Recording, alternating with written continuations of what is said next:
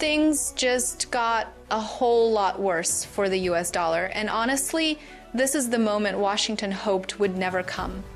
BRICS nations have officially started ditching the dollar in iron ore trades, and this isn't some prediction or rumor, it has already begun. China alone bought over $134 billion worth of iron ore in 2024, and now they don't want to pay in dollars anymore. Since they're the biggest buyer on the planet, they call the shots. And if they say it's yuan time, well, that shakes decades of United States influence. And it's not stopping there. BRICS countries just dumped another $47 billion in US Treasuries, meaning the cracks in America's financial armor are spreading way faster than anyone expected. What's wild is that a lot of this shift traces back to a Trump-era policy gap that let things quietly snowball. Even India, supposedly a close United States ally, is slowly backing away from the dollar and boosting trade with China for 7 straight months, choosing economic self-interest over old alliances. Every new shipment and every fresh deal is one more step away from the dollar and one step closer to a world where Washington doesn't get to make the rules. And that changes everything: prices, power, leverage, all of it. China knows exactly what it's doing because iron ore isn't a casual import for them. It's the backbone of their entire industrial machine.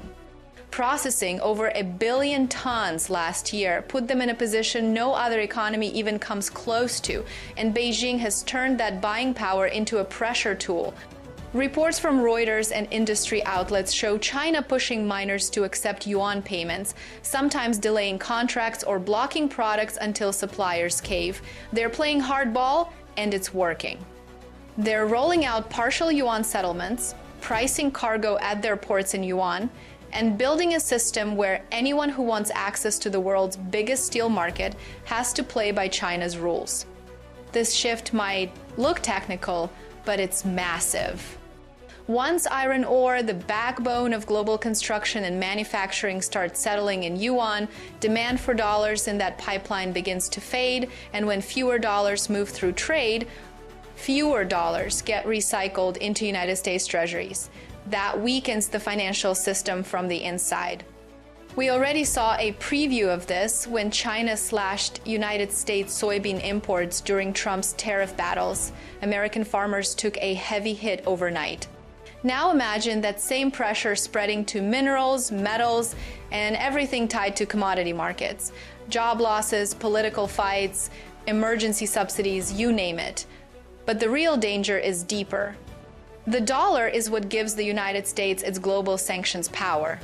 If major countries can trade outside the dollar system, Washington can't stop or block those transactions, meaning the rules start slipping out of America's hands. And here's the twist. Trump's aggressive tariffs and unpredictable moves have made a lot of countries nervous about holding dollar assets. No one wants their reserves sitting in a system that might get weaponized against them.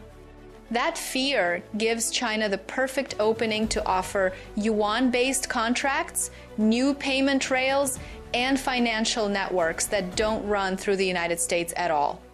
BRICS is building the plumbing for a future where the dollar isn't the default anymore, and the recent $47 billion Treasury sell-off is just one piece of that bigger picture. India joining these systems even cautiously is a major warning sign. The danger isn't a sudden collapse, it's slow erosion, one trade at a time, until the world quietly moves on without the dollar. And by the time Washington wakes up, the power may already be gone. So the real question now is simple. If the global system is slowly learning how to live without the dollar, how much time does the United States really have left? If you want more uncensored breakdowns the mainstream won't touch, hit subscribe and drop your thoughts in the comments.